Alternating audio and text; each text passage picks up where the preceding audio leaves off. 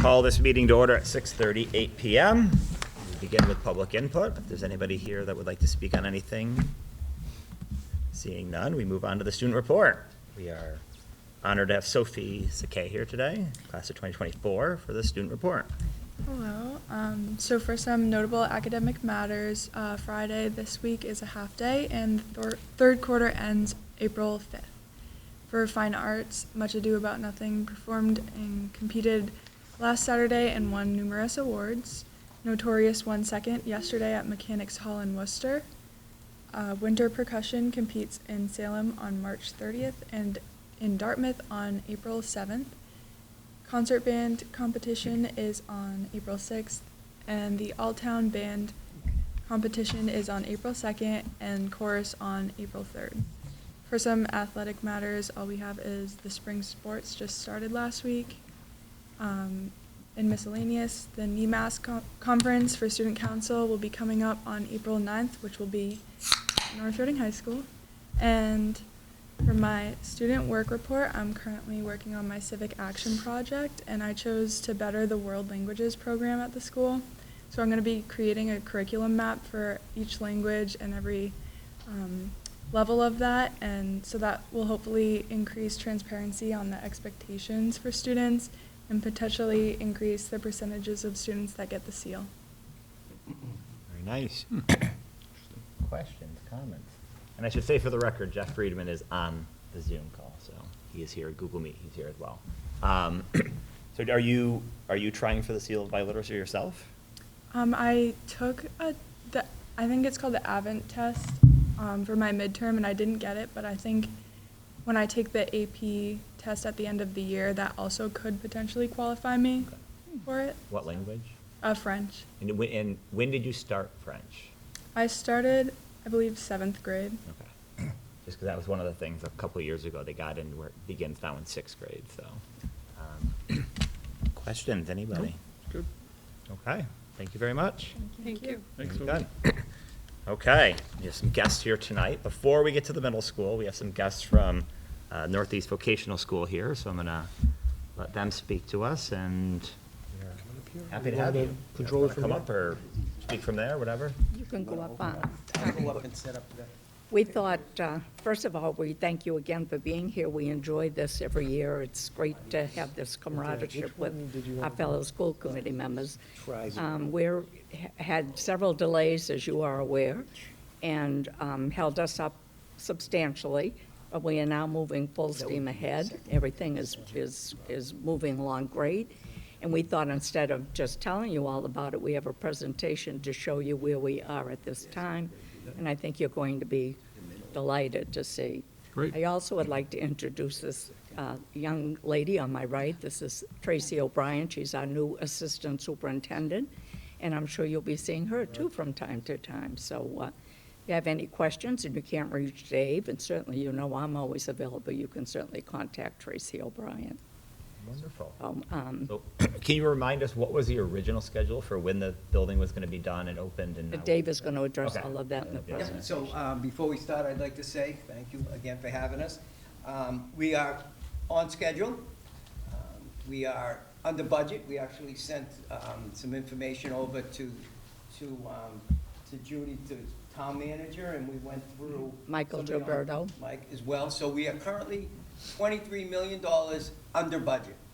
So we are passing that savings on back to the districts rather than finding a few things to purchase with it. All So- 23 million's coming here? No. So we are very happy about that, and we do hope to come in more under budget than that. We have been aggressively pursuing grants and different opportunities right up until the school is built, so that we can save money to the taxpayers as well. And the savings, I think I had heard something about, did we get a higher reimbursement, or did you get a higher reimbursement? Is that the main part of it, No, I or? went out with one of our consultants, and we fought the legislation so that schools who came in after the escalation point, post-COVID, would be giving more funding.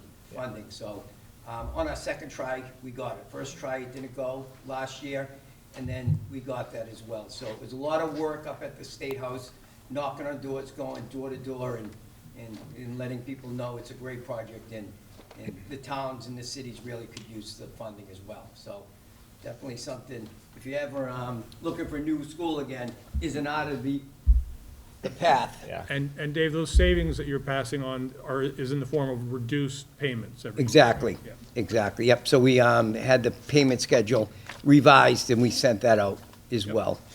So we're excited. As towns are going through their budget process, that's a happy thing. Yeah, a couple of the cities, the city of Malden is very happy. I would imagine, yeah. But, so this is just a drone video. So a couple of weeks ago, we went through, and we're at the phase right now where we're working on the foundations.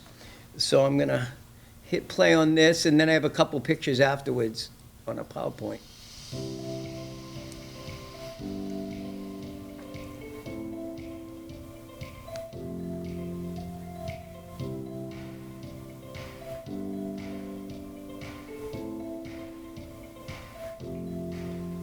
So if you notice, the top left is Breakheart Reservation. I think there was a point where people were saying that we were clearing Breakheart Reservation, and you could see how much quality space there is there. That in back is the current Northeast. And if you look to the right, those are power lines that have been there for decades, which is pretty close to what our land looked like before we cleared it last month. So all the pristine forest is still there, and plenty of it.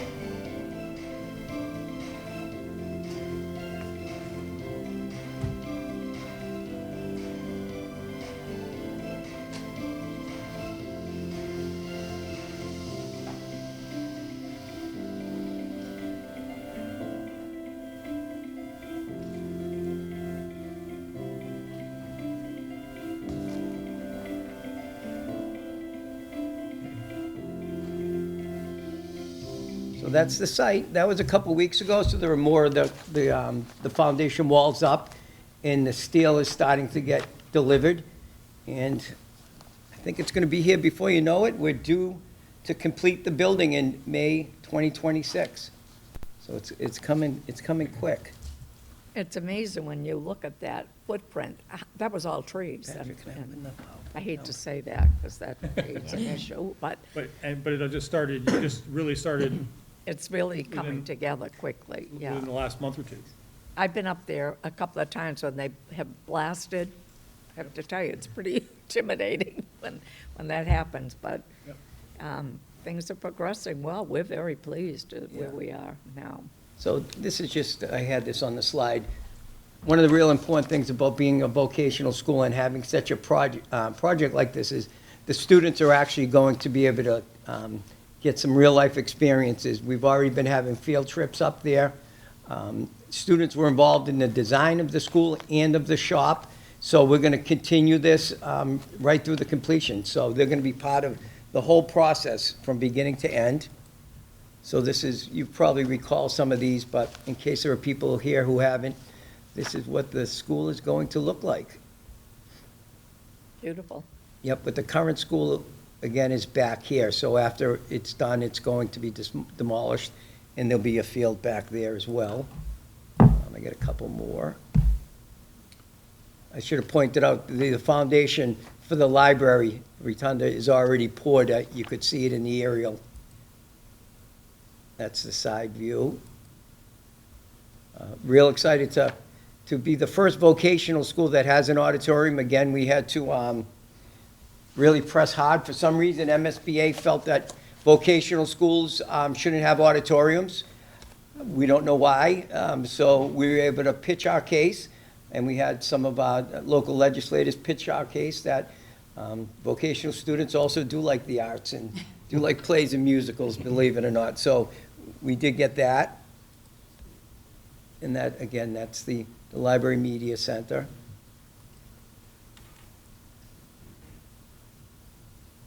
On the main hallways, and I just put these in case the drone video didn't go through. I figured at least I'd have a couple pictures to go, but that's it. And, you know, by next year, I can't wait to bring the pictures in. It's going to look like a school. You're gonna see the shell, and we'll be a year away. Yeah, and with the new building coming, are you seeing more interest from more students applying, or? Fortunately, Tracy, if you could answer to that, Tracy oversees the admissions. Yes, Yeah. we're at 1,210 applications today. Yeah, for which next is year. More than we ended last year with, so. And what's your capacity, remind us again, what's your capacity now? What will it be when the new building's open?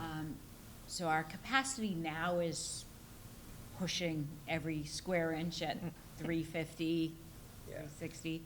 At the new building will be the classes at 400, 1,600 total, so. So yeah, that application is based on only 350 acceptances. So we have to turn away 3 students for every one that we accept. Not a good problem to have. You know, for a while when I started there, we didn't have a wait list. And so I know when we started to build up enough interest to have a wait list, it was exciting. But now it's disheartening to have to turn so many students away. So the school will, you know, bigger school will help, but it still won't solve the problem. We have a Saturday program now. I spoke about it here last year. Happy to say we have a bunch of North Reading students who are coming to our Saturday program. And the other piece is what we've done is try to take Northeast on the road a little bit. So we're working on pilot programs in some of our cities that have a high amount of students. So we ran a plumbing program in Revere this year that was very successful. And we're looking to expand that to some other cities and towns that have a high wait list. But the demand is high. Wow. Excellent. Any other questions? No? Okay, well, we appreciate the update, and wish you guys all the best on the building project. Thanks again. Thank you. Have a- Okay. Thank you. Thank you, everyone. Thank you very much. Okay, moving on, we have the North Reading Middle School here today, so Dr. O'Connell.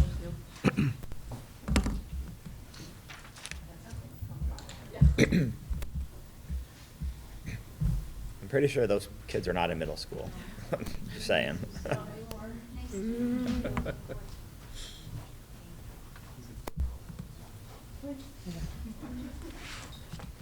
Well, thank you for having us tonight. I did bring some high school students with me. I think Mahir joined us in the 8th grade. Is that right?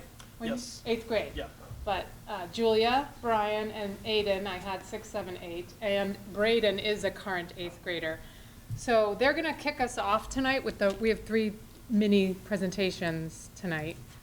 But we're gonna start with something that I think was, for me, one of the highlights of this year was the Celtics Playbook Initiative. Huge thanks to Dr. Daly and Mr. Colleen for getting involvement for us. And it started, well, actually, I'm going to turn it over to the high school students, but I'll just say that it started with the Celtics kind of coming up with this idea to help middle school students. But ever since our new building, back when we were on the building committee, there were lots of questions about combining middle school students with high school students and what was that going to look like. And I kept saying, it's going to be amazing. There's been so many opportunities for mentoring and for middle school students to learn from high school students. And this is just like cream of the crop example of what that can look like. And I'm so grateful to the high school students, but also looking forward, hoping that this is something that we can continue to do. So I'm going to let Julia and Aiden and Mahir and Brian take over.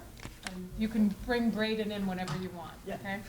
So first I want to say thank you to Dr. O'Connell, to Mr. Queen and Dr. Daly for bringing this experience to us. It's been, really, really fulfilling, and I think we've all had a lot of good things to say about it. So back in 2017, the Celtics Outreach Program, a division of their,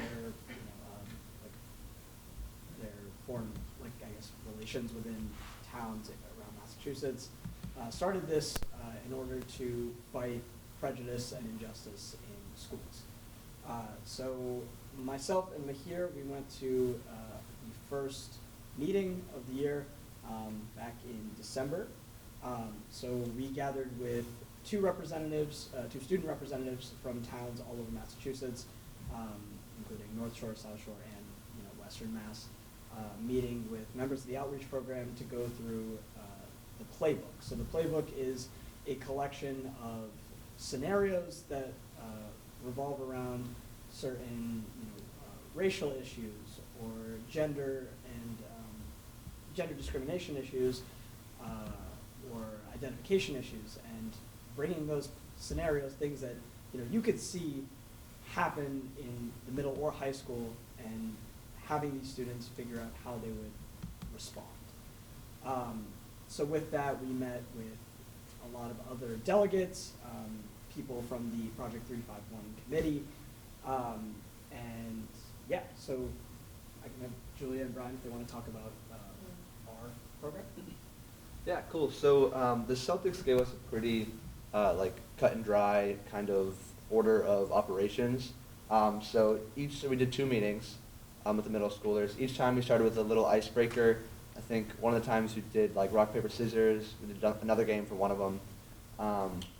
And then we had, I think, 4 activities. We did an agree, disagree, unsure. No, I think it was just 3, yeah. So the icebreaker, agree, disagree, unsure, and then little scenario.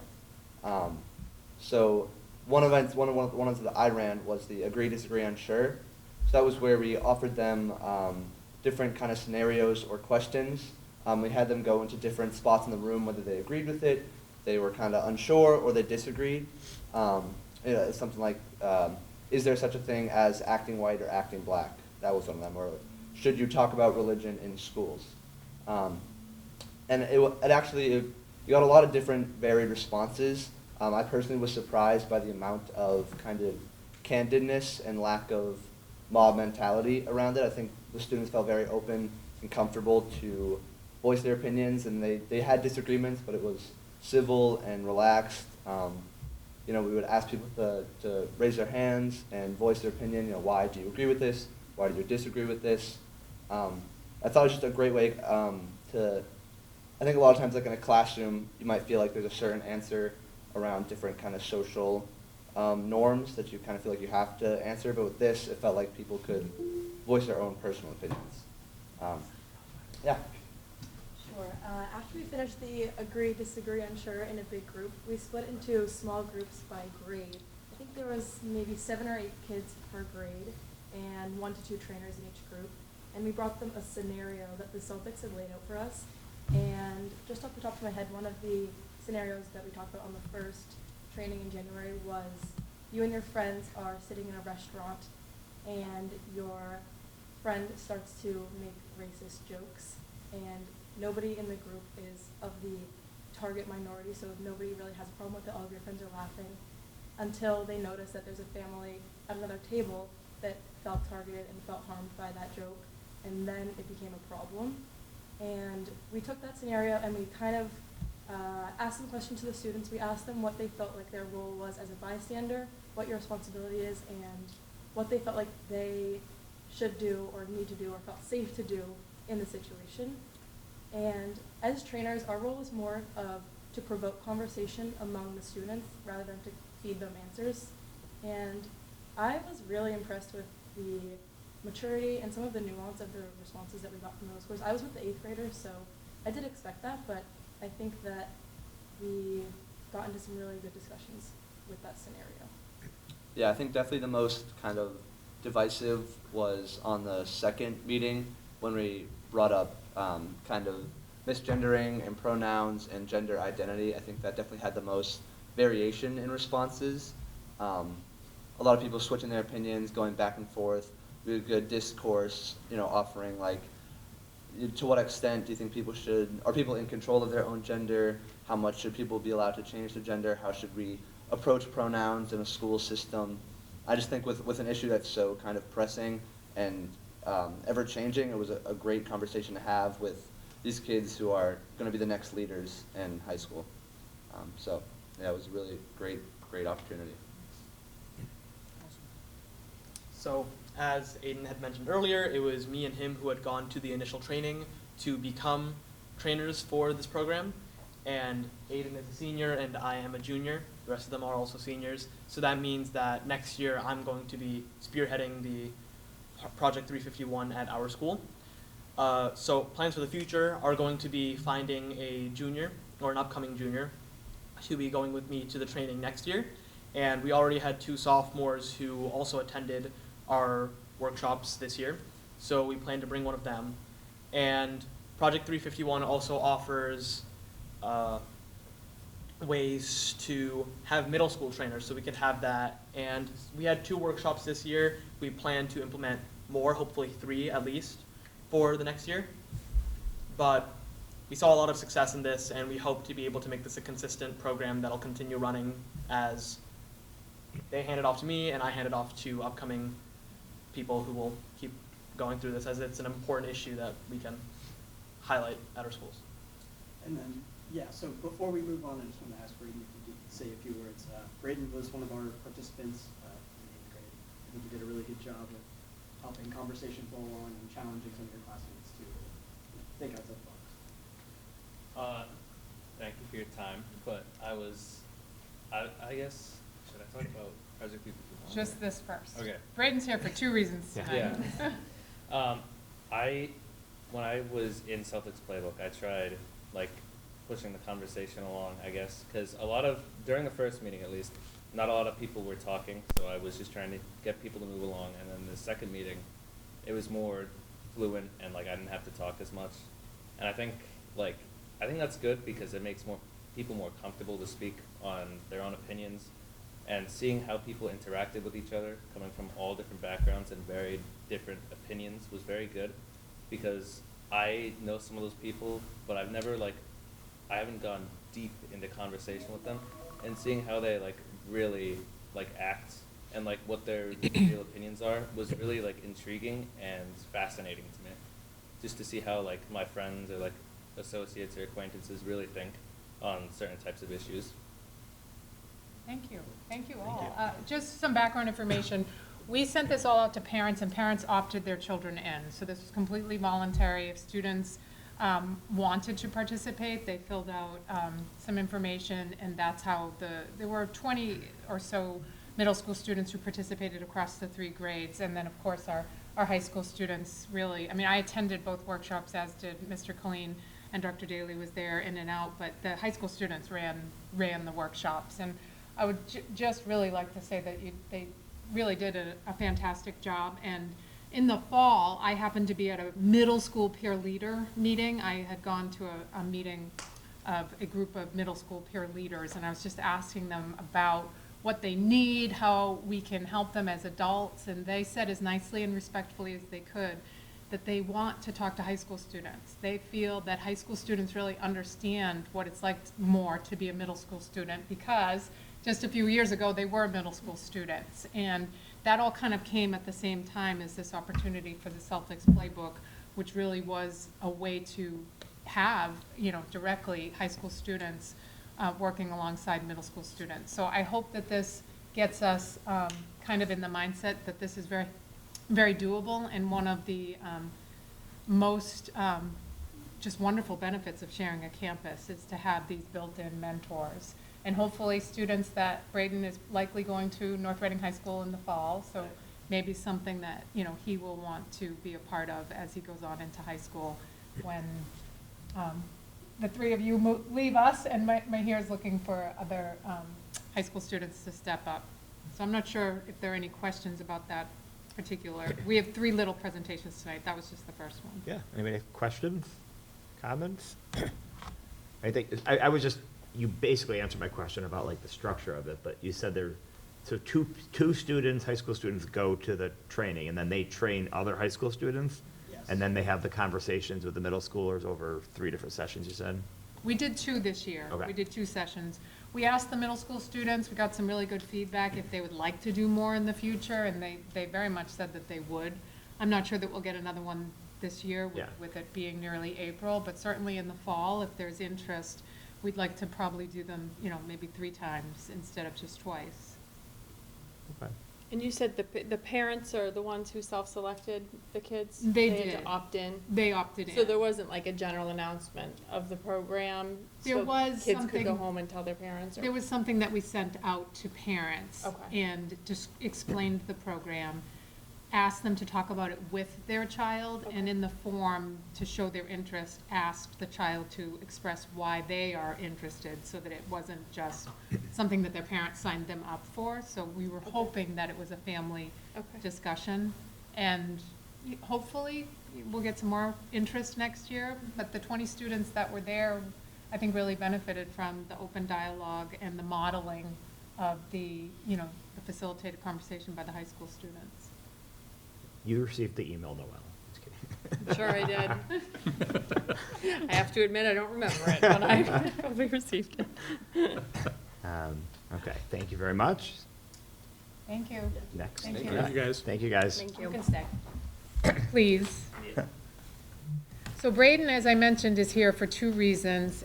Typically, each time this year, when we do the middle school presentation, we honor our Project 351 representative, because I just think it's an incredibly high honor, and they're representing our entire district across the Commonwealth. And Braden was our candidate this year, so he came tonight just to speak a little bit about that experience. But before he goes, I thought it was interesting that Sophie was a Project 351, Sophie, who presented the student report, was a Project 351 ambassador, I think in 2020. I think that's what she said. So it would have been when she was in the 8th grade, so 2020. Also, you may have heard Mahir mention Project 351 kind of interchangeably with the Celtics playbook. They're working together. So Project 351 and the Celtics playbook are working together. So, the two organizations are definitely, have a similar mission and a similar goal. So Braden, do you want to just tell them about your experience? The whole thing? Well, an abbreviated version, what it was like, the highlights of your day of leadership. Okay, well, thank you for your time, letting me speak. It's a really big honor of mine to even be chosen for this, project, I guess, which I personally never thought I would even be in a position like this, because there are so many other great people out there that are from student council or peer leaders that, excel in their ability to do this more than I do. But Project 351, is a project that shows from 351 towns across the Commonwealth, students that showed leadership skills and skills that were already seen in student council or peer leaders, but their faculty and Mrs. O'Connell's faculty saw in me that I should be put to the test, I guess, and see if I could be able to excel in these abilities like the student council or peer leaders. And right now, we are doing a clothing drive, and it's going pretty well, I think, right now. It just started, today, and it goes from April 5th, and we're accepting, clothes from newborns all the way to ages 12. Lightly used clothes, please. And, I think it would be really great if people like you could donate as well, because you might have a lot laying around, But the day I went to the JFK library, it was, I don't know how to react then. It was kind of stressful. It was a little bit nerve-wracking, but I was very excited to go there, because I don't think at this school, I've never really branched out much, and I've never seen anybody that's has shown the qualities of leadership or people who influence, I guess, in such a great way, and not in a way that influences people in a worser way to do bad things. And when I got there, I met so many people that shared similar qualities towards me, and it made me feel I don't know what the word is, but it's Maybe inspired or really connected, because I always felt there was not many other people out there at my little pond, in this school at least, that shared similar interests towards me, but I actually did find people that shared those interests and who could actually bond with me, and we had similar experiences to getting to where we are today.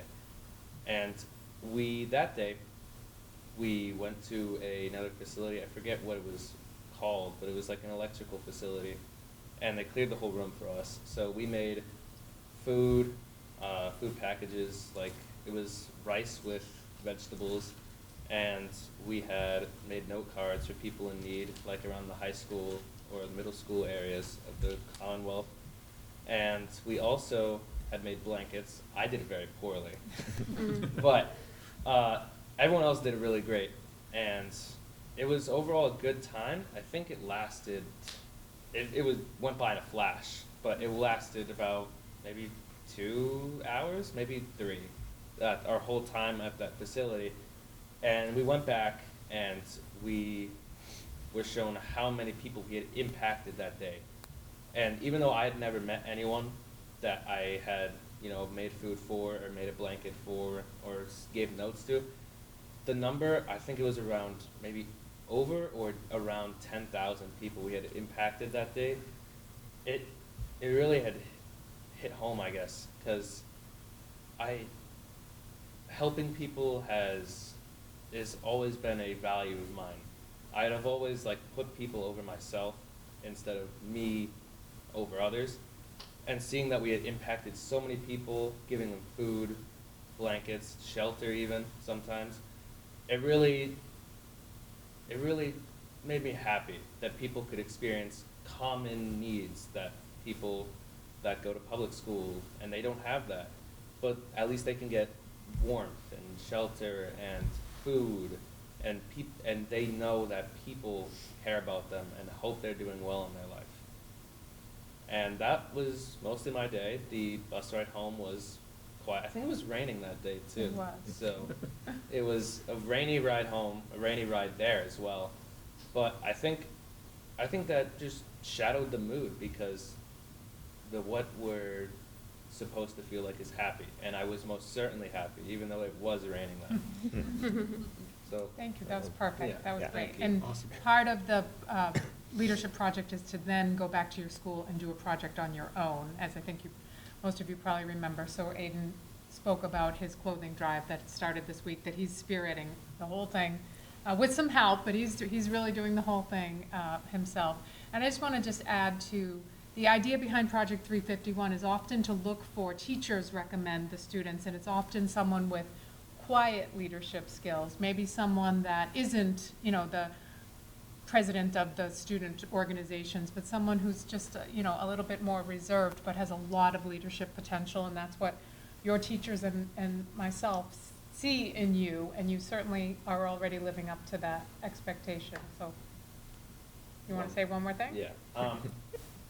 She says it is mostly me, but I could not have done it without the help of student council and peer leaders, because I stretched behind a week, and then it was the week before, it was last week, and I didn't have my boxes yet, I didn't have anything yet.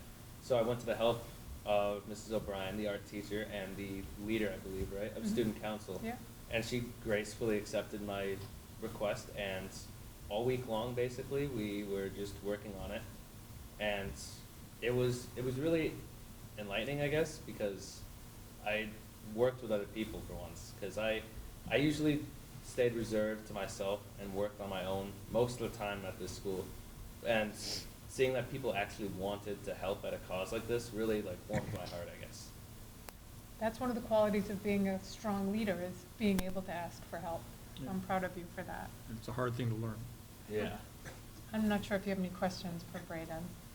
I have a couple. So one random question, because you mentioned Sophie here. So every year you have a rep from North Reading. Have you connected with the other reps too, at all from North Reading? Not from North Reading. I've heard about some, but I've never seen them. So Yeah. I know a lot of times people talk about connecting with other students at other districts, and it's great to make friends that way, but I think it'd be interesting also just to even connect with other people that have been at here, have that connection between grades too. Absolutely. We talked about that with the Celtics initiative too, because the two organizations are intertwined, to tap into the Project 351 ambassadors who are at the high school. Yeah. To have them, and certainly something that we might be able to do next year, to have them be a part of the Celtics work, like yourself. So to find the other students above you who were the previous ambassadors to get involved. And will there be any continuation of it through the year, or is it just sort of one time that you all meet together? We have a meeting June 2nd again for reunion, and throughout the time period of here and there, we have a few other projects, I believe, that we're working on. So the representatives in my area, in our district, which is the 9th district according to their map at Project 351, we're gathering at the Merrimack River to clean it out, I think. I think it was something like that they said. And there, depending on your interest level, there are lots of opportunities as an alumni to stay involved with the organization and even become a trainer at some point as as you move on in high school and beyond. You can stay connected, which is a nice opportunity if you have the interest. Yeah, well, excellent job. I mean, Yep. it says a lot about you being chosen, and I love seeing the enthusiasm that you want to be more involved in it. And again, at the end of the day, I think the word you used was connected. I think that's great. I mean, to find other people to be connected with, to connect your community here, it's a great thing. So congratulations. Thank you. Yep. Very proud of you, Braden. Dr. Daly has Okay. a question, I think. Yes, Dr. Daly. Brady, just want to thank you for the presentation, for being so well spoken, and for representing North Reading so well in the project you're working on and through the Suffolk Playbook also. Thank you. Donate some clothes, Dr. Daly. Please do. We would really like if you could. All right, Okay. Eva, one more, Eva and Mr. Hirsch, one more little presentation. Okay. So leadership, I think, is a theme this year in our presentation, or I know it's a theme in our presentation. For the first time this year, thanks to Mr. Hirsch, we sent 15 middle school students to a leadership conference on Friday. I actually attended, Mr. Hirsch attended. It was a Mass Partnerships for Youth Leadership Conference and MIAA, just focused for middle school students. And so Eva was one of the students. She's a 7th grade student, and she's just going to talk to you a little bit about what her takeaways were from the leadership conference on Friday. Thank you so much for having me today. Thank you for inviting me. So what I want to talk about is what I learned from Friday's conference and the meeting. So we talked about a little about how to be a good leader and how to actually influence others. And we actually filled out this lovely paper right here, and we interacted with a bunch of schools that attended this meeting. I think there were 22 or 23 schools that attended this That's right. meeting, which is a lot of people, around 400 Yep. students. We had this activity where we moved around, interacted with each other, tried to talk to new people, and just interacting, talking, knowing each other and their interest. And we talked about how leadership is a learnable and practical skill, which I think it's actually really important. Most people think that if you are a leader, you have lots of friends and they're just a leader. But actually, if you practice more and have a good relationship with each other and your peers, it could be easier to have a better leadership skill. And we learned about how when you're communicating with others, you have to be more concise, because only 7% of what you say could be observed to the other person. And I think one more thing that's really important is the relation that I have with myself is the foundation, that direct reflection of the relationships that I have with other people. So you need to know how to guide yourself in order to guide others the correct way. So I think that's really important, and that's mostly what I meant. So, That's great. yeah, thank you so much. So Mr. Hirsch in a previous district had participated in this conference with students and highly recommended it. And this was the first time that we had gone. We typically haven't, that I can recall, sent middle school students to a leadership conference. So it was pretty neat. I have to give a shout out to Mr. Johnson. He drove us in the van there. It was a big deal for the middle school students to leave in the van and go on, a work conference. It was at the Essex Aggie Vocational School, and we spent the whole day there. A lot of team building, a lot of getting out of your comfort, and certainly my takeaway was your last point about it really starts within and understanding yourself, and what you led with about it isn't something that you're born a leader. You can learn to improve your leadership skills, and this is I think a great age to learn how to do that, and you are certainly a fantastic example. One little shout out to Eva. earlier this year, after a peer leaders meeting, I asked if there were any students who would be willing to allow me to shadow them for the day to really get the experience of what it's like to be a middle school student. And I don't know how you think it went, but I shadowed Eva for the day.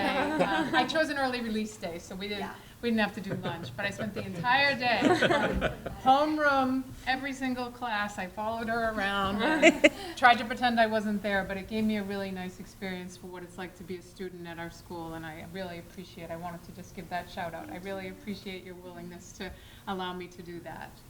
So Mr. Hirsch, did you want to add anything? Mr. Hirsch is our adjustment counselor. He presented last year on restorative practices, which is going strong, I'm pleased to say, but did you want to add anything about the conference? I was just so proud of the students who came with us. We had 15 students between, I think, mostly 7th and 8th graders. They really had no idea what the conference was going to be like. I had a sense from the 2 other years I had gone previously.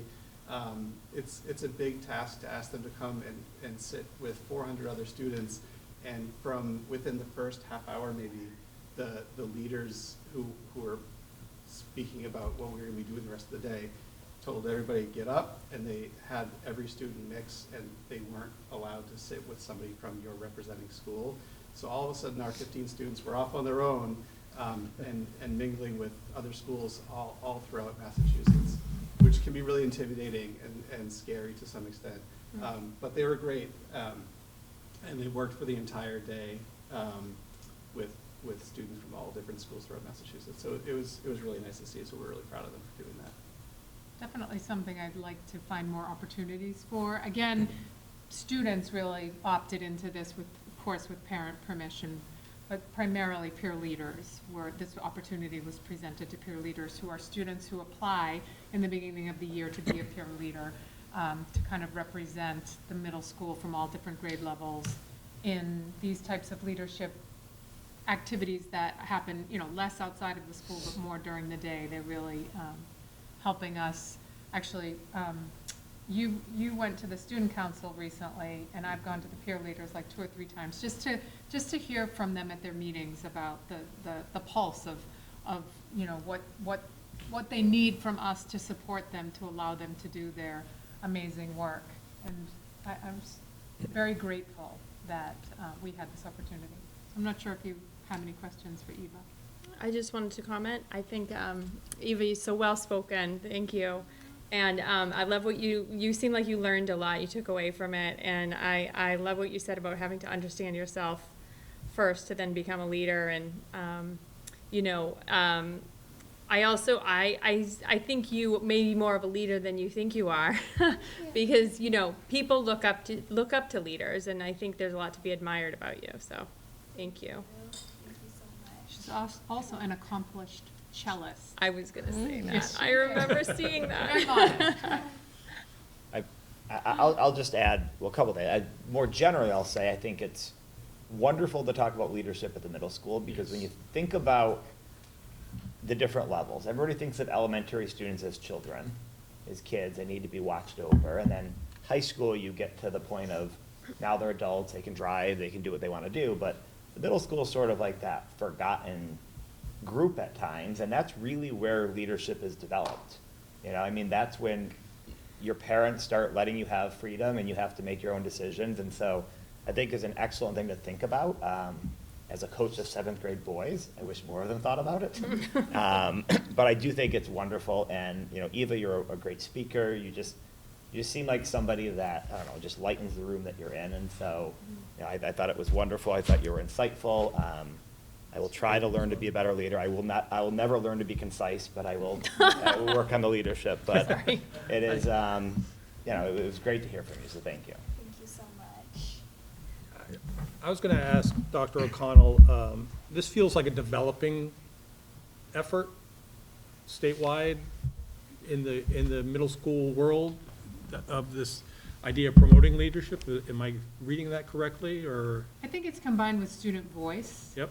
And I think empowering students to speak up and share what their ideas are, what their feelings are, I think is a way to really tap into engagement, into their potential to really kind of think about this age, as Mr. Buckley said, this aligns also with another initiative spearheaded by Dr. Daly, that the MyCap work that we're doing with career and readiness at this age. Like it's an age to begin to think about what do I, where do I want to go? Who do I want to be? What do I stand for? And I'll present on that. It's going to be in the next school improvement plan. But I think it's all part of empowering this age group to really take hold of their future and their destiny. And I think that definitely starts with leadership.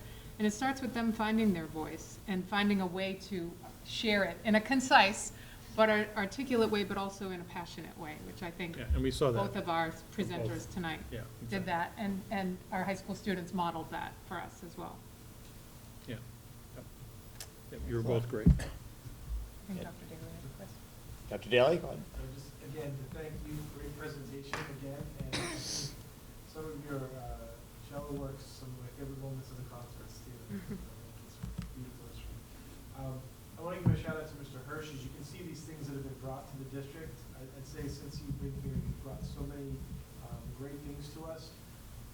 All of our administrators have restorative practices as a goal. And Mr. Hirsch, being an expert, I don't think he knew this was hard when we tapped on him so many times for conversations or as a resource, not just at the middle school, but across the district. So I just want to publicly thank you for all that you brought to our district, so many great ideas. And Dr. O'Connell, just to thank you as well for everything you've done with Ms. Oliveto to really to lead by example in so many ways. When we set our goals for our DEI work in all of our schools, the goal was, all the schools need to get to where the middle school is today by the end of the year. So they've really taken the lead, set the tone. They've done that with MTSS. They've done that with DEI and so many other initiatives. So I really want to thank you for that. And Ms. Oliveto really has taken on a leadership role as an assistant principal with our school safety. That's where she's most in my ear. I think with the day-to-day management of the school, traffic flows, all those things, but certainly with our school safety, she's been a huge advocate for taking our district to the next level in terms of safety, and I want to thank her for that. And I was thrilled, I believe you went to the Women's Leadership Professional Development the other day too. I just want to celebrate that. It's a great activity that the Superintendent's Association has to recognize female leaders, and I'm just thinking about how you're modeling that by going. I know that you've been involved in these things, and we see our young people also taking leadership roles. It's just so wonderful to see. So thank you for all that you do. Thank you, Dr. Daly. Okay. Thank you all. Thank you all. Thank you. So much, guys. Thank you, guys. Okay. Thank you. Okay, and we're actually on schedule. Look at that. So is Mrs. Kane here for the maskers here yet, or do you want to? I don't see them yet. I don't know are how they gonna long be you on? want to Okay. spend on the second reading. Well, I was gonna say, Maybe we'll do the that? second reading if we're not, Yep. if they're not here yet, so.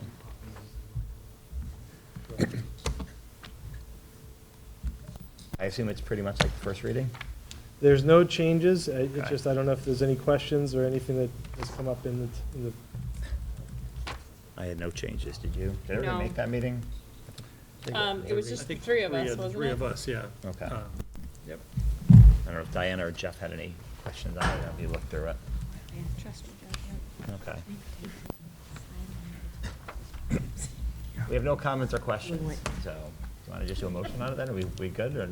Sure. You want to make a motion, somebody, Mr. McGowan? Sure. Or- I move that the committee vote to approve the adoption of the new curriculum for reading in grades K to 12, the wit and wisdom, For a second reading? for the second reading. We have a motion, we have a second. Second? We have a motion, we have a second. Since Jeff is on Google Meet, we'll do a roll call vote. Rich? Aye. Diana? Aye. Noel? Aye. Jeff? Aye. And I'm an aye as well. Passes 5-0, unanimous. Thank you, everyone. Okay. Michael, how long is your presentation? Would you like to go? You want to do that, or do you want to do this? Yeah, okay.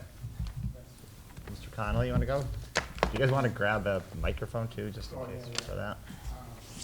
So in your packet this evening was memorandum regarding the process of, we had the evaluation committee for the food service management and operation contract was out to bid this year.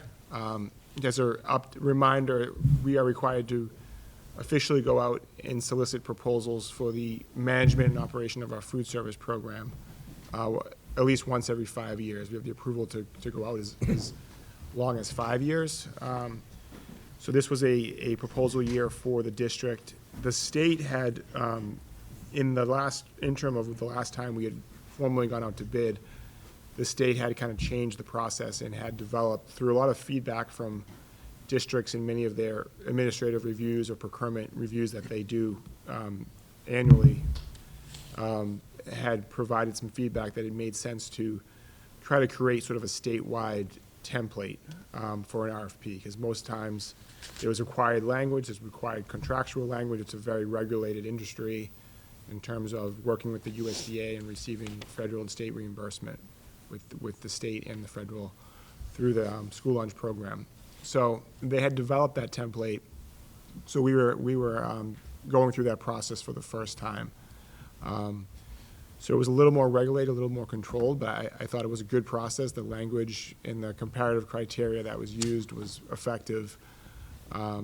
So we administered the proposal. We had 3 companies had come out and solicited a proposal and had participated in the walkthroughs.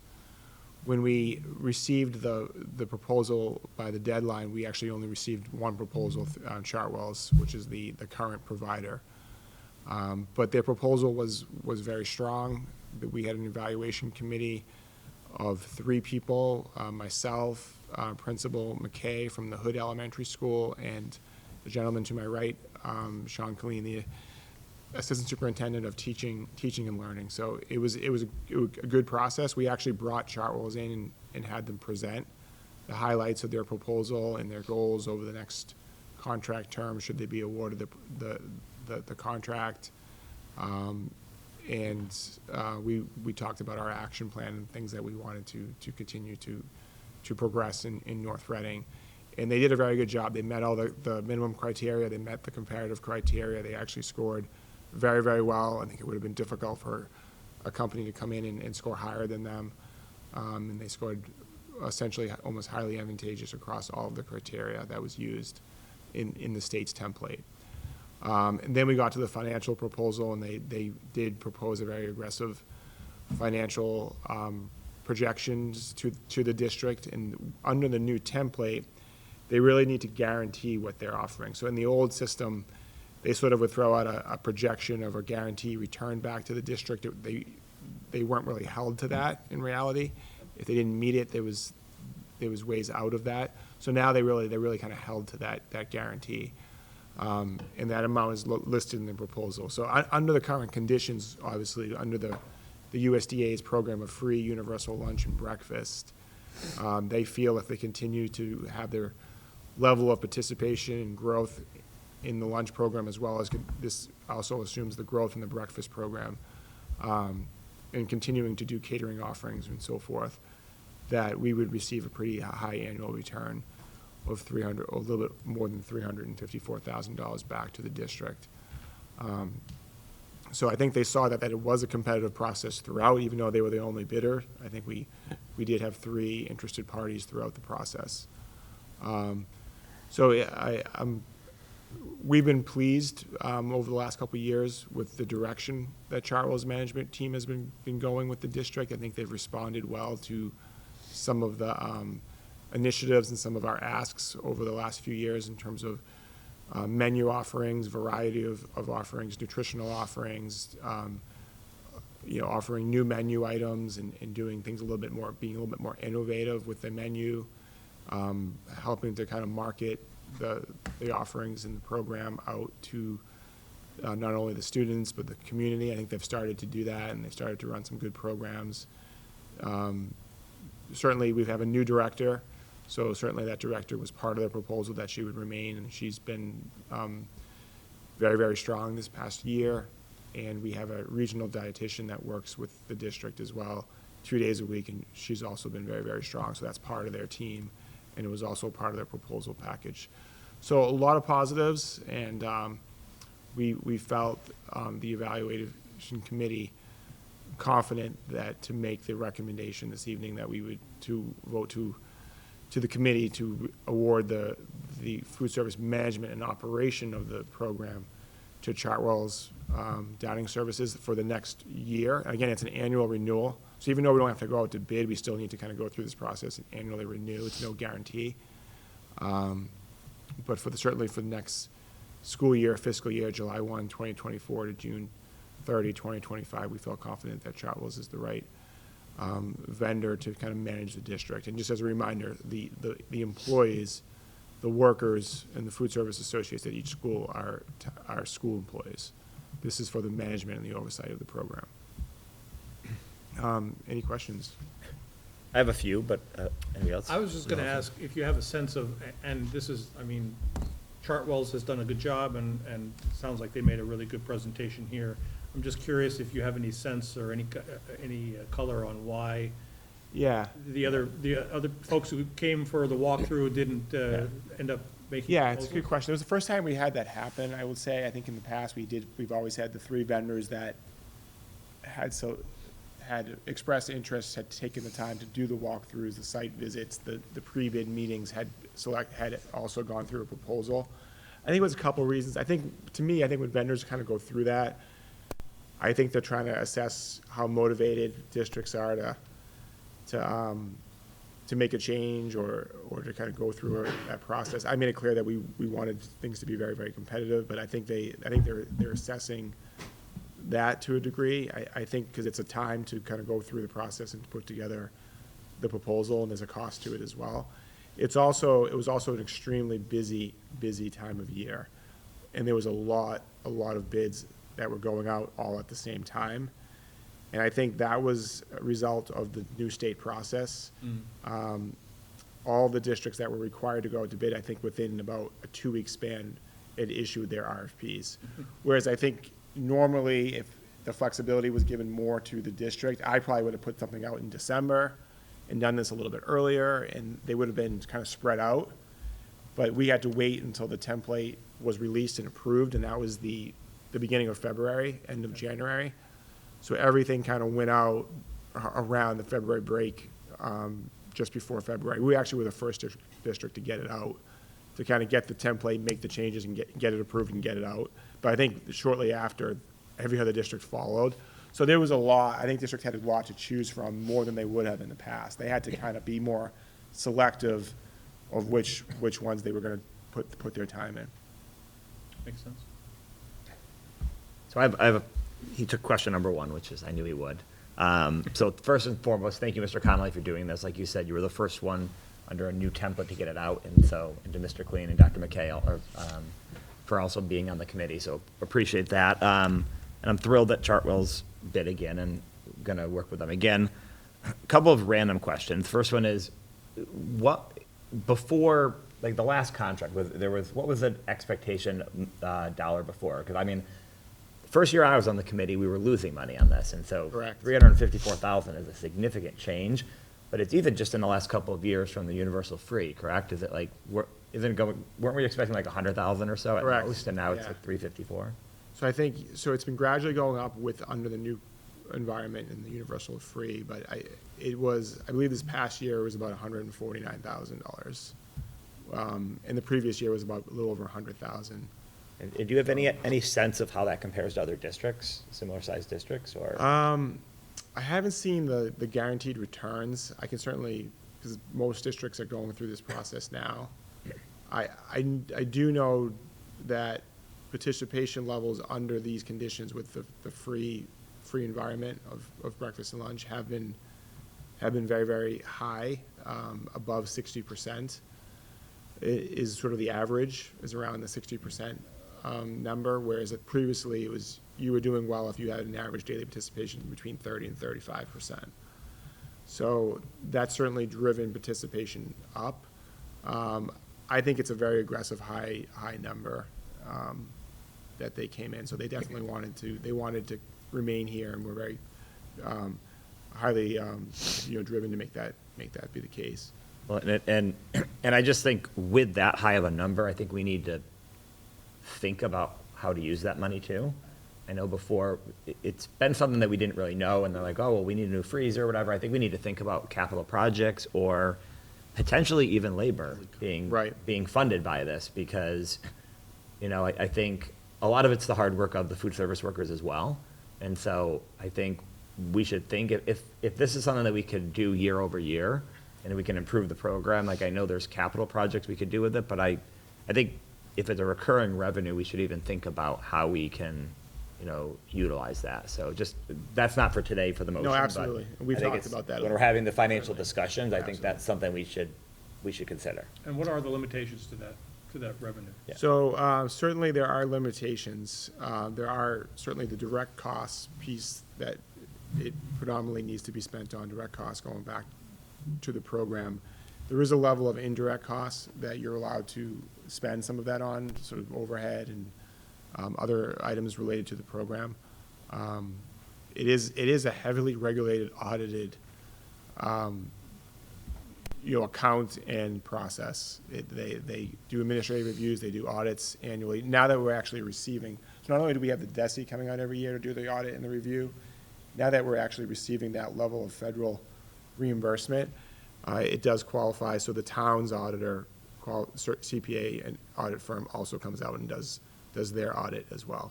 Do we need to set up like a recurring fund for the funds to get into or not? That's everything goes into the FSA revolving account by law.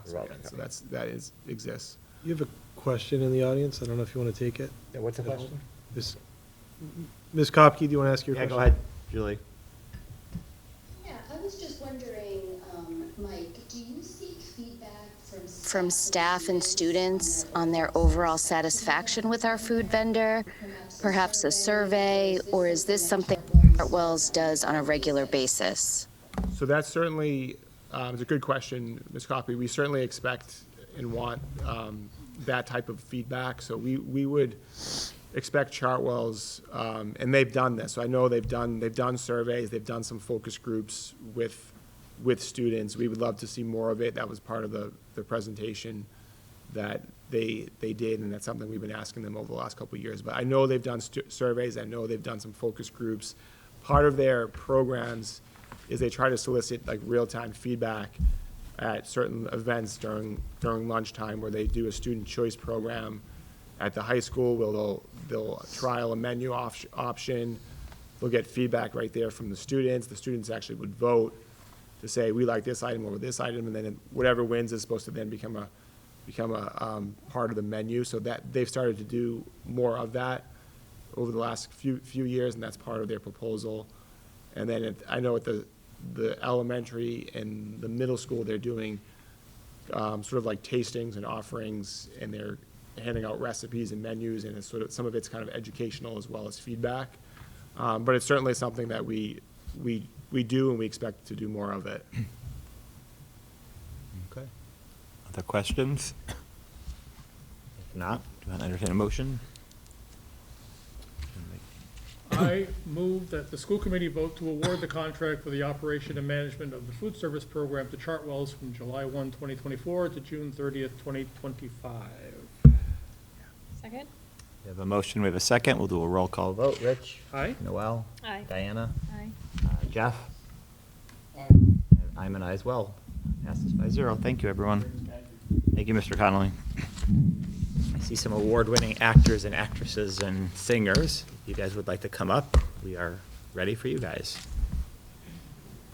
You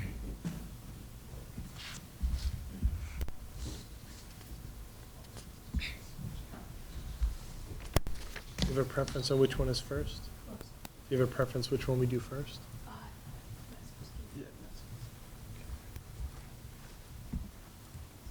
Just for the triple? Yes. Overnight trip request.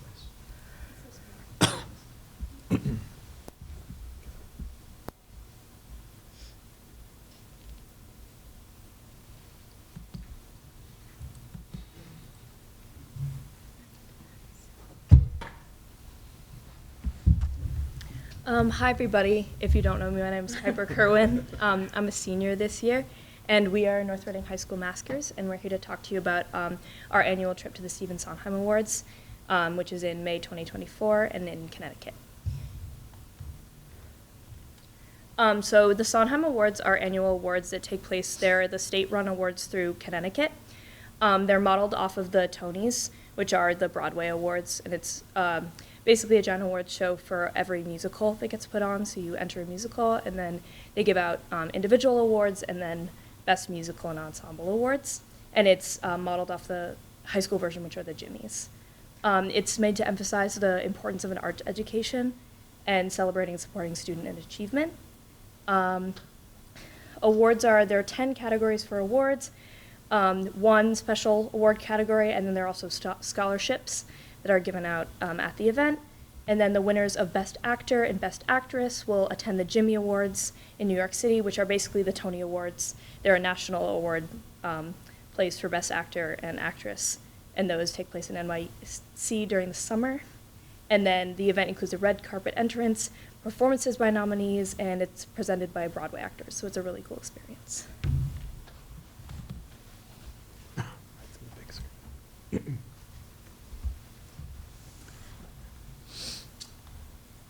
Hi, I'm Sophia Nalivo. I'm a junior and the vice president of Maskers. So I'm just going to be talking about the dates. So on April 29th, the nominations will be announced for all of the different awards. So we'll find out what or if we're nominated for anything. And then May 14th to the 16th is the Best Actor or Actress boot camp. So if a person from our school gets nominated for that, they'll go in for those days and stay longer in Connecticut. And then May 18th is the Stephen Sondheim Awards Gala. For anyone who chooses to go on the trip, they can go to that, and we all dress up and look nice and take pictures and stuff. And it's really fun. And so we've polled all the people that were in SpongeBob, and so far we have about 35 people who are planning to attend the trip. And then we have 6 different adults. We have Miss Kane and all them. And so it's an optional trip, so anyone who participated in the musical can choose to go. And then we would be anyone who chooses to go on the trip would be staying overnight from the Friday to the Sunday. But if somebody's nominated for Best Actor or Actress, they would stay longer for the boot camp the few days before. Thank you. Hello, my name is Daniela Voisinay, and I am a junior. So as well as this being a super fun experience with awards and recognizing performances and stuff, there is also an educational opportunity for students. So at Sacred Heart University in Connecticut, our group has the opportunity to go into workshops with professors and dance teachers, learning about all different types of acting and tech and choreography things. And this would also include, the leading actress and actor nominations and their choreography training. And we also have select students that do opening and closing performances of choreography training. And our performances for the actual gala night, the select groups perform with professional orchestras and this meet and greet with several recognized performers. Hello, my name is James Dillon, and I'm the treasurer of Maskers. One very important part is getting there. So in SpongeBob, the characters up there, SpongeBob, Plankton, Patrick, Sandy, Patchy, and Squidward are the 5 main actors, and they are all eligible to receive Best Leading Actor or Actress while performing. So April 29th we'll find out who is nominated, and May 14th, any number of those students, anybody who is nominated would go to Connecticut and participate. Mrs. Kane would travel with the nominees in her personal vehicle. Gotta love the minivan. May 16th, if we do a select featured group, Mr. Owens would travel in a school van, and then May 17th, the rest of the students would travel with the rest of the adults until the Sunday when we would all come back together. Thank you. Hi, my name is Marshall. I'm a junior, and I'm the upperclassman representative. The awards ceremony, it is at the Schubert Theater in Fairhaven, Connecticut. And it is May 18th, so it's like a red carpet, black tie gala, so all the students wear like prom attire. And there's special guest presenters, and with acting, we also submitted portfolios in sound, lighting, costumes, and set design, and we're hoping for nominees in all of those. Where we're staying, eating, and the cost of tickets, pretty important. For where we're staying at the Courtyard Marriott. It's in New Haven, Connecticut. It's right next to Yale. It includes tax and fees. There's going to be 3 to 4 students in each room, and we already currently have 15 rooms pre-booked. For food, on Friday, May 17th, we're going to have breakfast at home. We're going to bring a bagged lunch, and we're going to have dinner at Jack's Bar and Steakhouse. It's going to be a 4-course meal. On Saturday, May 18th, you're going to be on your own. You're going to travel where you want for breakfast. We always do 3 or more, just in case anything bad happens. We have a late lunch and dinner. Again, you go all on your own. And we have a little ice cream celebration, no matter what. On Sunday, May 19th, we're gonna be having breakfast at the place to be, which is the name of the restaurant. Pretty good. It's within walking distance of the hotel. We walked there last year. Again, it was awesome.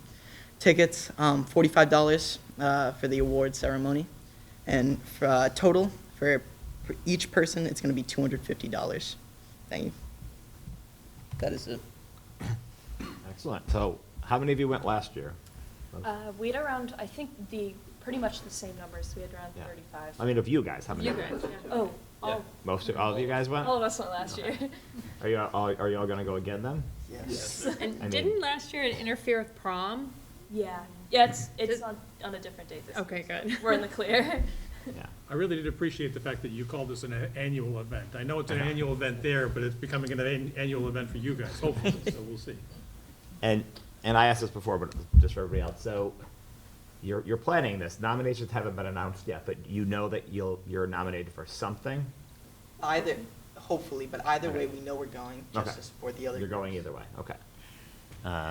I have just a weird question, but the awards ceremony slide where you have the photos, is that the theater? That's such a beautiful theater. Is that the theater at the university there? That's like. That is. Oh, okay. I was gonna say, that's beautiful. That's beautiful. Wow. That's where it is. Wow. Okay. Sorry. That was just more of a nosy, curious question. Well, and I'll just say, I mean, I know you guys are probably all exhausted from the weekend. I know you guys were doing a lot of things this weekend. I know that everything didn't turn out exactly as you probably would have planned. But I'll just say, you are the pride of the community. So many people are so proud of you guys. And so, all of your performances have been great. SpongeBob was great. Maskers did a great one act. Notorious has been great. So, regardless of results and, one thing I hate about like cheer competitions, the dance competitions, everything else is it's all judging. And so hate judged things like, it's not like, oh, they scored one more basket, but all I'll just say is, we are very proud of you. I think the community is. And so you guys have been phenomenal. And so we're very proud of what you've done and very much, appreciate you guys wanting to go to this. And I know many of you guys want to do this long term. And so it's great to have this. And of course, Mrs. Kane, we are proud of you providing these opportunities to the students in North Reading. So, Dr. Daly? I could just echo that too. SpongeBob was fantastic, but that was a lot easier to convince my young children to go to and to enjoy. To bring Shakespeare alive for my 14-year-old who came with me this weekend, you really did an amazing job. Those of you who were involved in this, you hit all the marks on Saturday. I was so thrilled to be there. So proud of you guys. You did a fantastic job. I can't imagine how exhausted you all are after this weekend. But what a weekend, and you guys should be very proud. You're going to look back on this forever. So great work. Thank you so much. Thank you. Okay, so we need a motion to approve the Maskers trip if somebody would like to make it. I move to approve the Maskers trip to Connecticut, May 17th to 19th for the Sondheim Awards. Second. We have a motion, we have a second. Do a roll call vote. Noel? Aye. Diana? Aye. Rich? Aye. Jeff? Aye. I'm an aye as well. Passes 5-0. Thank you very much. Thank you. Are you gonna do another one, just in case? Oh, the other group up there, okay.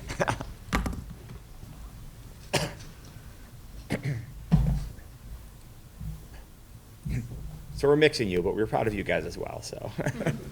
Are you guys gonna sing your presentation? They were all in SpongeBob too. I know.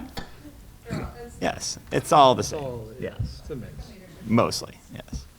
So, hi, my name is Fad Ben Hafoun. I'm the External Affairs Manager of Notorious, and we're here to talk about a possible New York trip for our competition, the international competition of high school a cappella. Last night, we were fortunate enough to place second, which qualifies us for the wild card round, which means we'll be going up against the second and third place winners of each region. So we're kind of preemptively doing this meeting before we know. We will know by March 30th, so next weekend, or this weekend coming up. And that would involve staying there overnight and staying out of state in New York City. And it's not just based on your scores from the last round, you'll have another event that you're going to? Tonight we'll be recording a video, because it's up against everyone in the region. Okay. So it goes straight to the company that runs the competition, Okay. Varsity Vocals, and so they will be adjudicating the next few days, and then we won't know until this weekend. So you have to go record after this? Yes. Okay. We'll go quick. We'll make it quick. Hi, I'm Olivia Rowe, and I'm the Internal Affairs Manager for Notorious. So just kind of giving an outline of what the trip would look like if we were to win the wild card. We would leave that Thursday, April 25th, using one of the school vans, and we would miss school on that Thursday and Friday, and the trip would probably be like 4 days, so Thursday to Sunday, driving back home on that Sunday to be back into school on that Monday. And that Thursday we would kind of just use to get settled into our hotel, and then the event takes place on that Friday and Saturday. So on Friday we'd be at the New York City Town Hall all day. That's like our main competition day. And if we were to place in the top 3, we then that Saturday go to perform at the ICCA, which is the collegiate competition of a cappella. And even if we weren't to place, we still go in attendance to that show, because it's really cool to see all the college groups. Yeah, so basically it's just a really cool experience. We get to see college groups, we get to see other groups from all around the country, even the wild card. That's the whole country included. And then we go see Broadway shows possibly if we make enough money on their fundraising, but which is also really cool because some kids have never seen a Broadway show. So 2 years ago when we went, it was about $10,000, and then like just extra food and like souvenirs and stuff when we got there. So it would be between $10,000 and $12,000 for 15 students and 2 chaperones. We'd be there for 4 days, and then the 2 Broadway plays, if we have extra money from fundraising, would be $4,000 total. And then these are all fundraisers that we have in process. So 2 years ago we did a SNAP raise, which was run by the parents. It's town approved, and last year we raised $10,000 from it, so that was incredible. The town kind of came together on that one. And then we also sell groupie t-shirts, and then people can wear them when they come to see, especially families and stuff. Miss Alonso has one. It's pretty awesome. And then we have a benefit concert April 4th called Sing Fling. And we have, I think, 7 or 8 groups coming, which is cool because we've never had that many. And then we have our middle school a cappella group to go so that they can see other high school groups. And tickets are at the door, they're $20. Yeah, that's basically it. Good. Any questions? No? Okay. A motion to approve a hopeful trip to New York City. I will move to approve the hopeful trip. Go home and record, or wherever you record. Move to approve the potential trip for Notorious to New York City for the, I already forget what the awards are called, the ICHSA finals. Second? We have a motion, we have a second. Noel? Aye. Diana? Aye. Rich? Aye. Jeff? Aye. I'm an aye as well. Passes 5-0. Thank you. Thank you. Good luck, guys. Thank you. Good luck. Keep us posted. Great job. Okay, thank you, guys. Thank you all. Good job as always. Well Okay. organized. We're actually not doing budget tonight, everyone. The last meeting that we're not talking about budget much. Dr. Daly, you want to lead us in the Student Opportunity Act plan? Sure.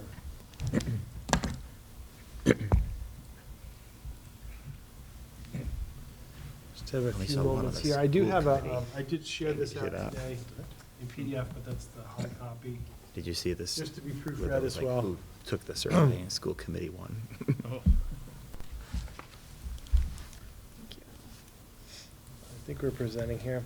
So just, I'm going to just quickly bring us through the process for the Student Opportunity Act, and I think this has some connections to our district strategic plan and also to budget, which we just said we wouldn't talk about, but we'll talk about it a little bit. But just as a background, the first Student Opportunity Act plans were submitted in January of 2020. We made amendments in April 22 and April 23. We focused on free, full, universal kindergarten. Pre-K is selected as the focus area, which we have said we would focus on after kindergarten because we still have a tuition-based kindergarten program. We have a new 3-year plan due on April 1st of 2024. So just a quick breakdown of, this is our Chapter 70 aid.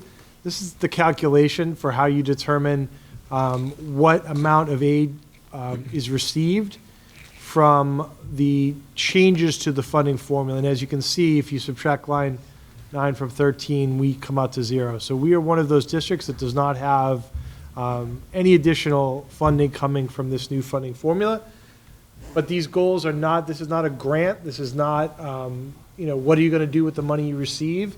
These are goals that we have as a district. And unfortunately, we don't receive any additional money to make those come to fruition. But that's the way this works. And just to put a budget thing in here as well, the Chapter 70, I believe, Mr. Connell, you can correct me if I'm wrong here, but I believe Chapter 70 funding went up 1.35% for FY 2025? I think that's what's calculated in the increase for next year. That was an inflation factor. Right. Yes. So when inflation was, like, literally, it's being factored at 1.35% which is ridiculous, but okay. And you can see that we were one of those districts, line 6 there, we are still at the $30 limit there. No. So the process, which I've shared out here previously, we sent some email communication, we held 2 webinars. There's an interactive site for student outcome comparisons called the heat map that shows a little bit of where our district is in relation to the state, where some of our largest gaps are for different and various subgroups. And we had a survey for stakeholders. And so the first step that we took was to share this with our administrative team, who took a look at all of the data and posed some thoughts, things that they noticed, and then they also identified some questions. That same process is what we shared out with our stakeholders who attended the webinars. We also recorded the second webinar and sent that out so that people could be a little bit more informed when they completed the survey. I thought I'd share this with you. So, we sent out several reminders. We only had about 65 responses, but this is who responded, and this is the data that was shared. It's a good cross-section. There are, many parents who participated. There are several educators as well. We didn't collect information on whether you were an educator outside. It was that you were in North Reading. So we feel that these are our employees as well. But some people do wear multiple hats. And a good cross-section of the school. This was also picked up when I sent it out in the community. It was picked out in the transcript. So you also have people maybe outside of the school or incoming to the school who completed as well and shared some thoughts and feedback. We took overall, so the colors on this for the rest of the slides, the blue is the very important, red is important, orange is neutral, green somewhat unimportant, and purple very unimportant. So you can see where people feel about our different topics. I use this as an opportunity to gather some feedback around our different initiatives as well. And so you can certainly see the very unimportant.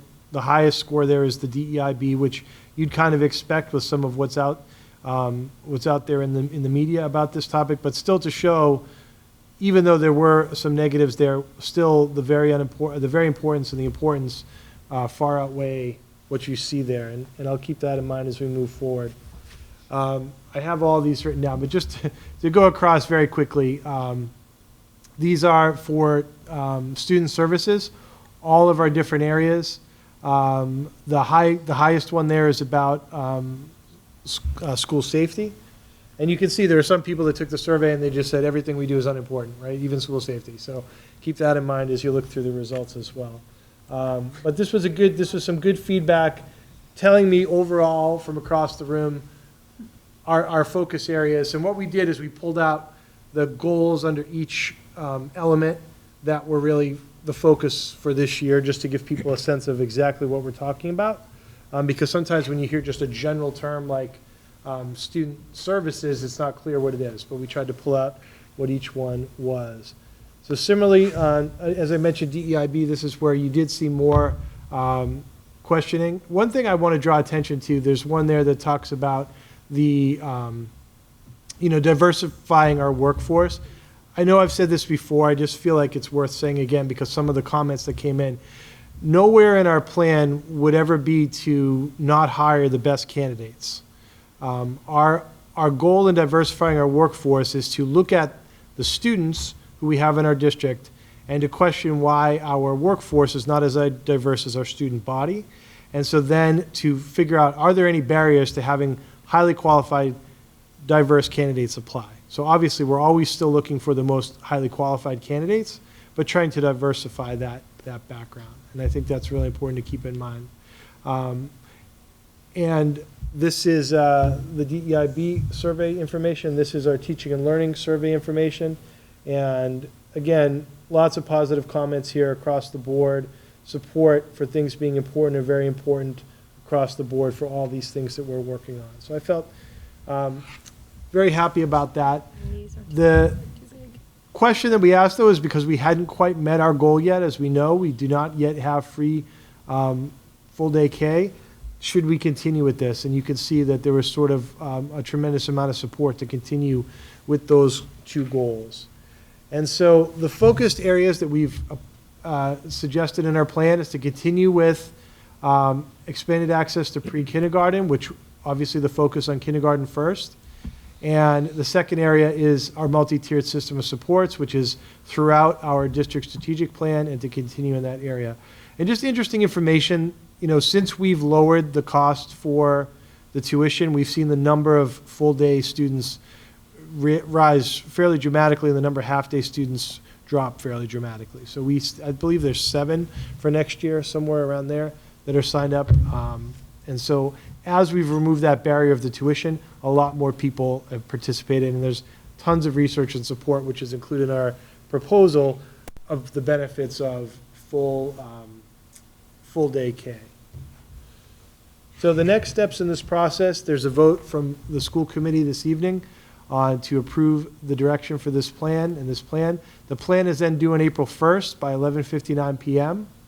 The department will then review the plans, provide any feedback between April and June, and then the department publicly posts all the plans in July. So are there any questions about? Cindy's bored with you. Yeah. Sorry. I don't have any questions. Anybody? Nope. Oh, I wish I could read the graph, is it just me that I can't see the whole? Yeah, I can pull those up. I was going to write them down. I forgot to. Would you like to know? Is there any questions that you had?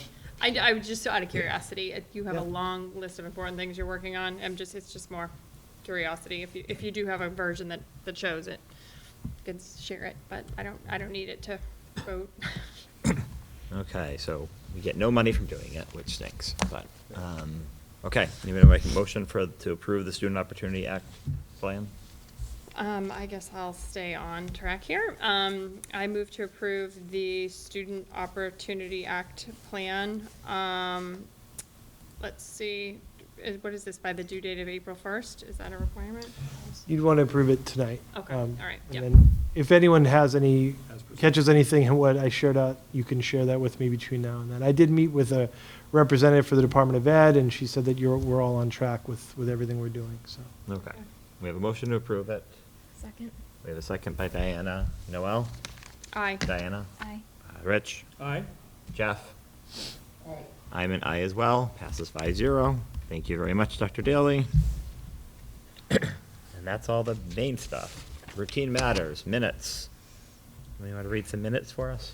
Sure. I move to approve the open session minutes of the school committee meeting on February 12th, 2024, as written. Second? We have a motion, we have a second. Any comments or commentary? Diana? Aye. Noel? Aye. Rich? Aye. Jeff? Aye. I'm an aye as well. Passes 5-0. I move to approve the executive session minutes of the school committee meeting on February 12th, 2024, as written. Second? We have a motion, we have a second. Any comments, any changes? Diana? Aye. Noel? Aye. Rich? Aye. Jeff? Aye. I'm an aye as well. Passes 5-0.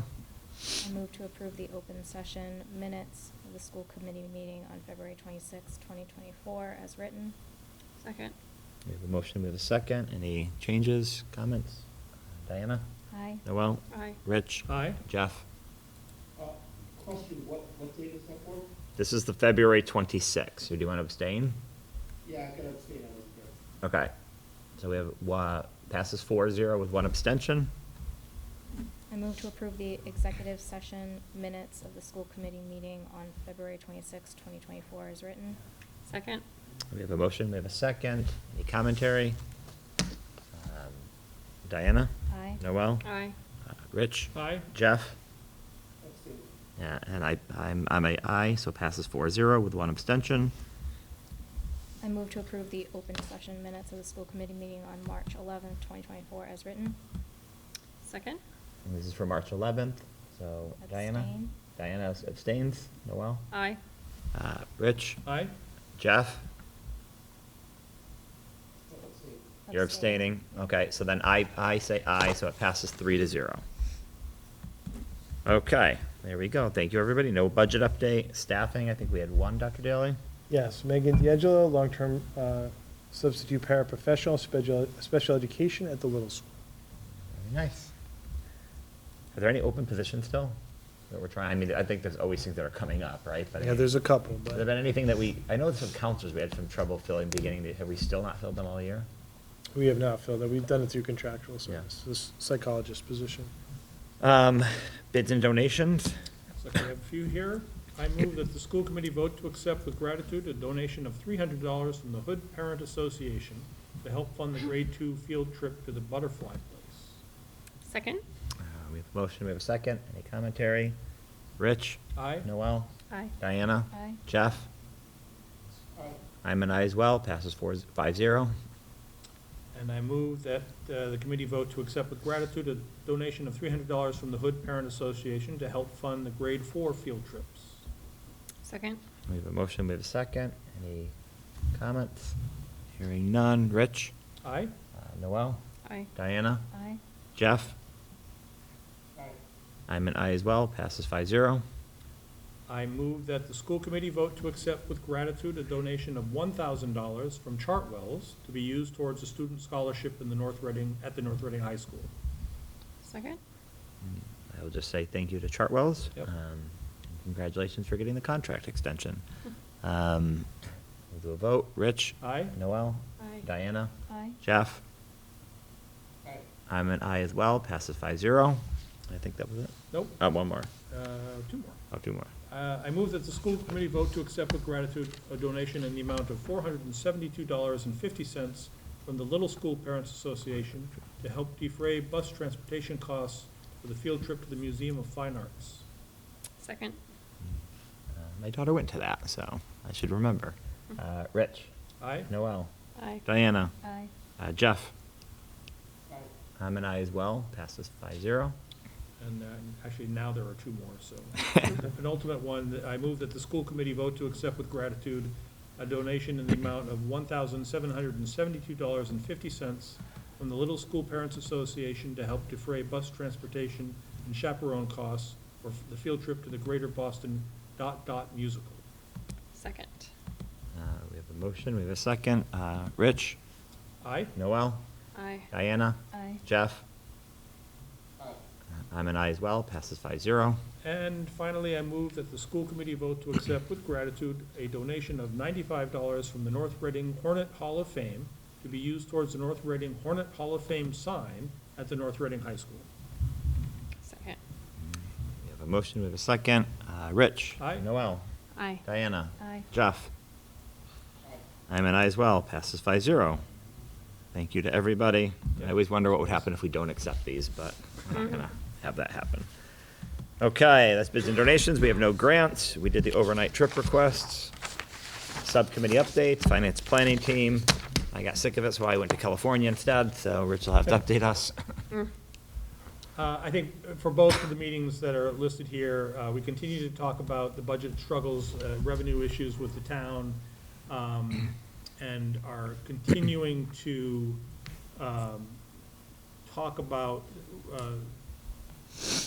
whether and how much we should be asking for the town for an override, both on the school side and most important, I mean, it's most important to recognize that it's both on the school side and on the town side. But the overall discussions haven't really, we're moving forward, but I think a key moment will be when we have the joint meeting that, I don't know if we were talking about that later in the upcoming. Yeah, we get to put that out there. Yep. Oh, it's on there. It's on there, yeah. That's tentatively scheduled for the 10th, where all three major boards, the select board, the finance committee, I don't mean to CIPC is gonna be there too. suggest that the other boards aren't major, but the Yeah. ones particularly focused on this issue, select board. We didn't invite CPC. Executive committee, the finance committee, the school board, and by default, many of the members there are also on the CIPC, so they'll be represented as well.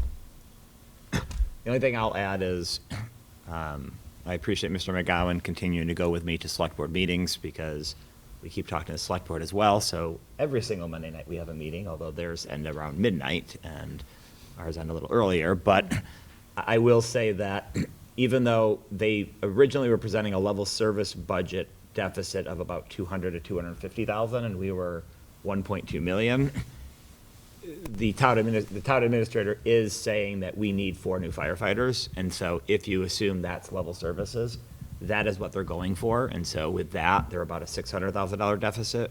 So 2/3 of the budget goes to the school side, 1/3 goes to the town side. So generally, when we go in with unbalanced budgets, it's sort of, we're about twice what they are, because we're 2/3 to 1/3, and so. And we're at 1,200, yeah. Yeah, and if we're at 1.2 and they're at 600, that's about where we're normally at, and so, but that was the amount that was being suggested by the town administrator at the last select board meeting, because he was saying his recommendations would involve cutting other things because they need new firefighters, so. And we'll continue to discuss.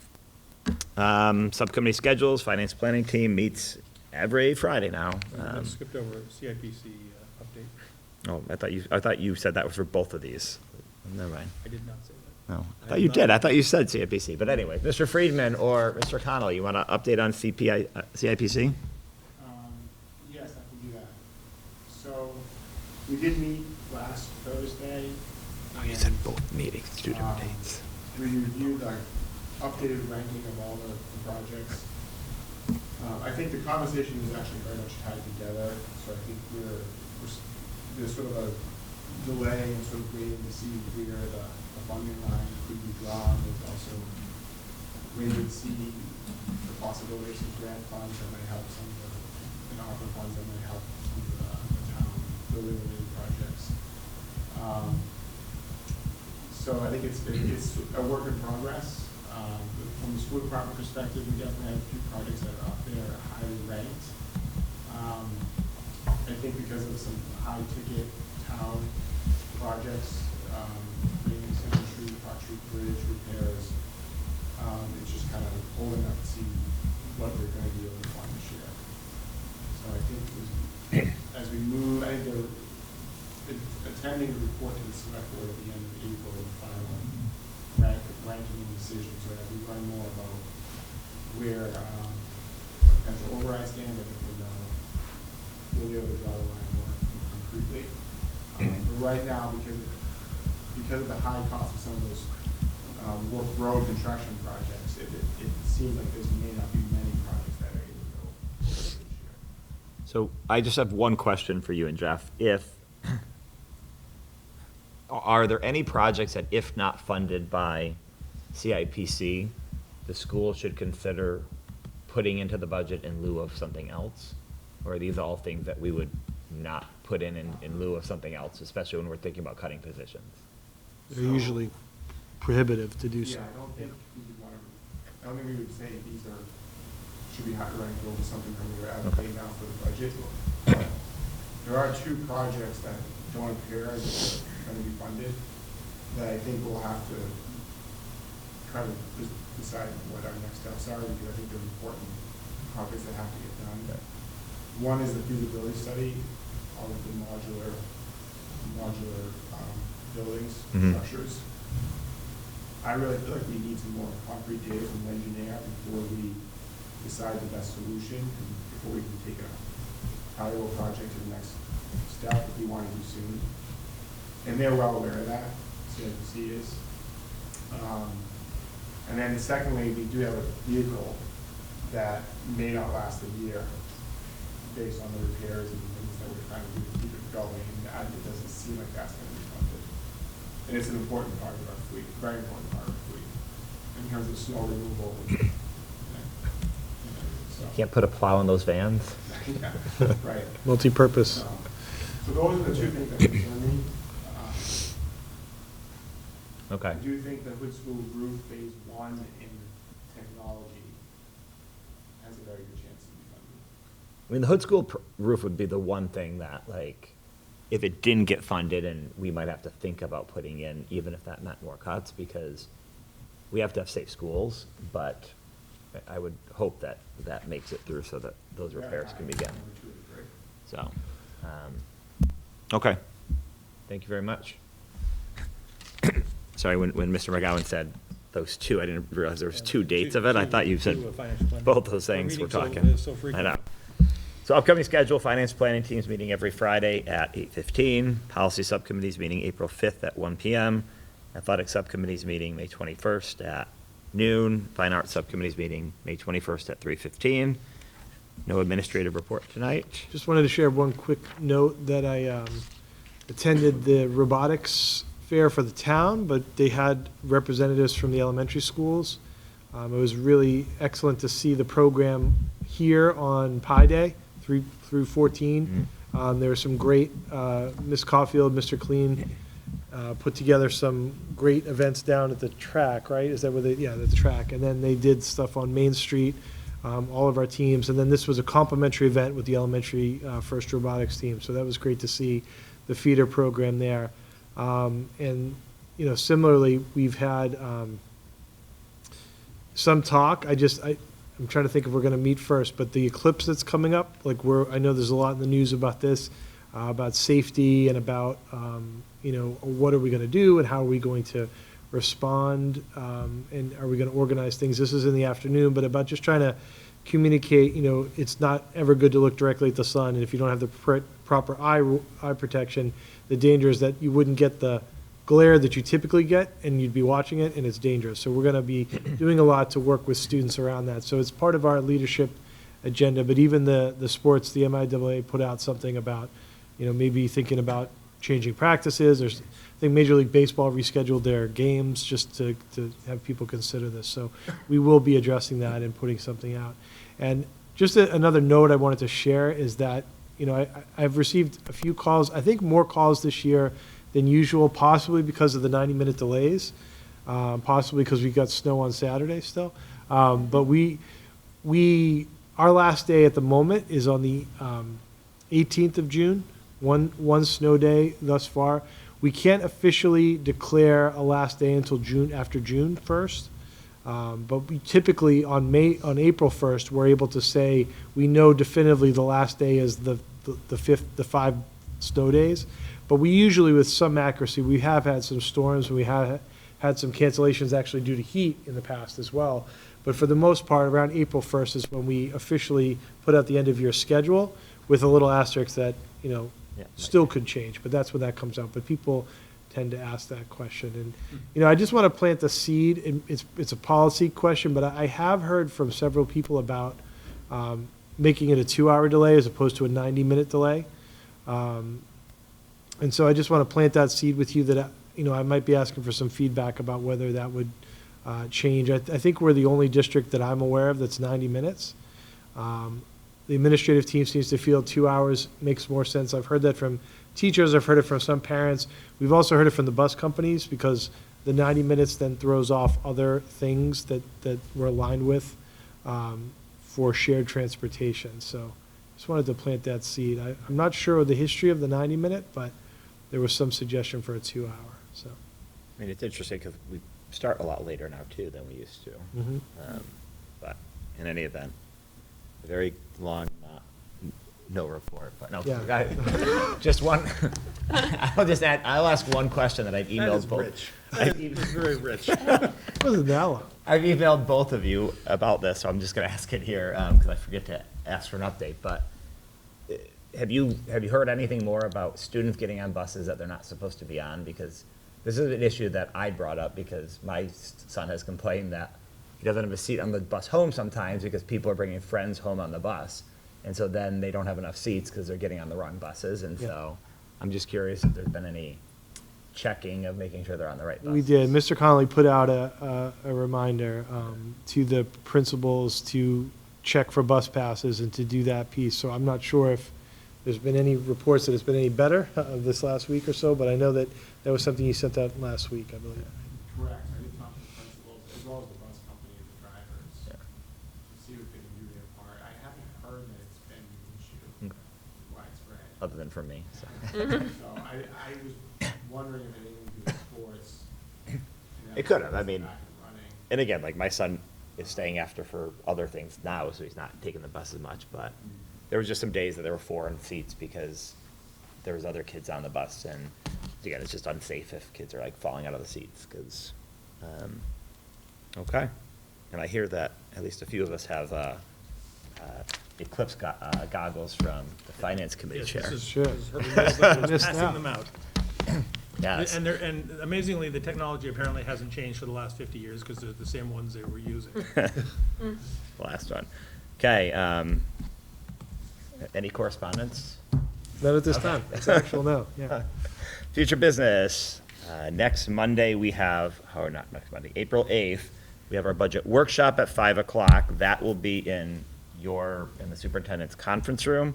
And it will not be Google streamed, Google Meet streamed, so in person, if you want to come.